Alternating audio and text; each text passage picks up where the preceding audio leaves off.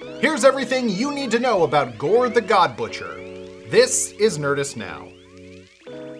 Now that Doc Strange and the madness of those multiverses are behind us, the next movie in the MCU chamber is the equally, if not more wildly anticipated Thor: Love and Thunder. So far we've gotten 2 trailers, which were packed with looks at the new Asgard, as well as Mount Olympus, Zeus, flying goats, and the main subject of this video, Gorr the God Butcher. Now, we know that the Gorrmeister is being played by Christian Bale, but what else do we know about him aside from being great in Newsies? Sorry, got him mixed up. Do you know a lot about him already? Well, good for you!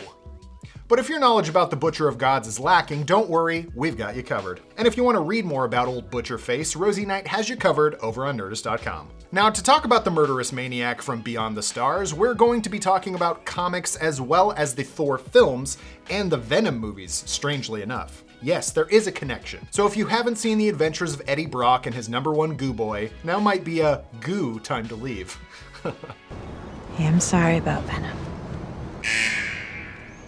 Hey, We've only gotten a few glimpses of Bale as the character outside of his equally angry action figure, and it does seem like Bale is playing the character with the same lack of empathy and bloodlust as the comic version of Gorr. But let's really dive into the tragedy of Gorr the Wise. Sorry, the God Butcher. Not much is known about Gorr aside from his butchering ways, all the way down to the fact that nobody knows exactly where he's from.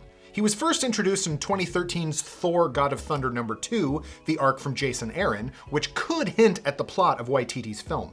Gorr was literally born on a planet with no name, probably because it was so miserable nobody took the time to name it. It was a planet covered in harsh desert, dangerous canyons plagued by earthquakes, and volcanic vents that spewed toxic fumes into the atmosphere. No federal income tax though, so that's pretty good. When he was young, Gorr was taught to trust in the gods, but they never answered his prayers, which were probably, "Can you please give me something to eat besides cave apples?" It's a thing in the comics.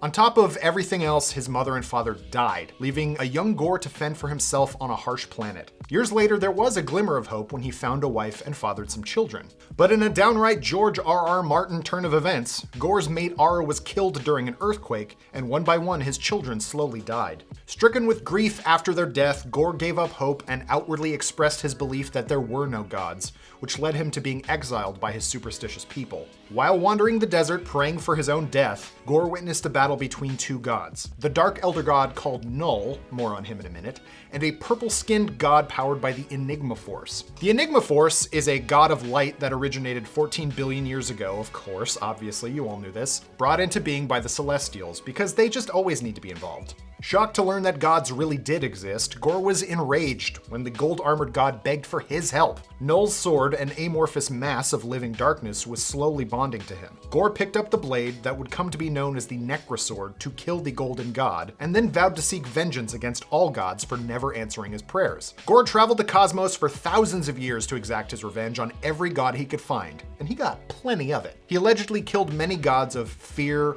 war, chaos, genocide, revenge, plagues, earthquakes, blood, wrath, jealousy, death, degradation, and a few gods of poetry and flowers, just for balance. Gorr is incredibly strong and wields a weapon known as All Black the Necrosword, which is metal as f***. We've talked about the Necrosword before in previous videos, and in the current continuity, the sword was created by Null, a primordial deity who was also the creator of the symbiotes. You know, the symbiotes, the alien creatures who were first spotted as Spider-Man's black suit and later became Venom. Hey, I'm sorry about Venom. And there's a whole bunch of other stuff pertaining to symbiotes and the Darkhold, which you can watch right here. Boop, boop, boop. Gorr's cloak of tendrils, along with the sword, can kill any deity, including Asgardians, and greatly resembles the way symbiotes move and fight in the comics. It's yet to be seen whether or not Marvel introduces Gorr as a means of bringing Venom further into the MCU's world, like we saw at the end of Spider-Man: No Way Home. That probably won't happen, except maybe in a mid-credit sequence, but we also never thought we'd see a Wonder Man show, so anything is happening these days. But where exactly does Gorr fit into the MCU? With Thor out and about in space alongside the Guardians of the Galaxy, there are really no limits on how or where Gorr could slide in. We see him at 3 different periods in time, including after the decimation of a line of alien gods. Maybe he'll be hunting down the God Butcher to stop him, which he does in the comics after noticing a series of missing gods, which could be why MCU Jane needs to take up the mighty Thor mantle. There's also the matter of his God Butcher minions. Their existence means that Thor will likely not have just one God Killer to worry about. Interestingly enough, Gorr the God Butcher almost appeared in another MCU show, Moon Knight. This makes some sense since Moon Knight introduced the gods of Egyptian mythology into the MCU's world.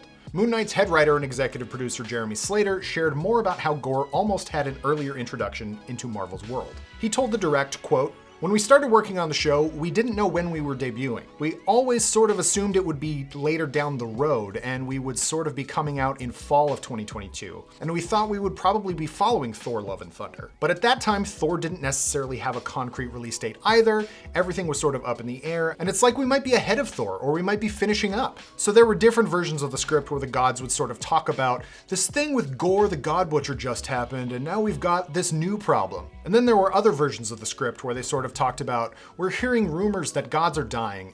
This is not the right time to get involved. Like we tried to have our cake and eat it too. End quote. Gorr's Moon Knight appearance obviously didn't happen, but the idea that Gorr the God Butcher's influence could have touched another MCU property certainly speaks to his possible importance. And maybe he'll stick around instead of being one of those one and done villains that are sprinkled around the MCU. Looking at you, Ronan the Accuser. You thought we were gonna say Whiplash, didn't you? But we didn't. We're pro Whiplash here. Mainly because of his bird.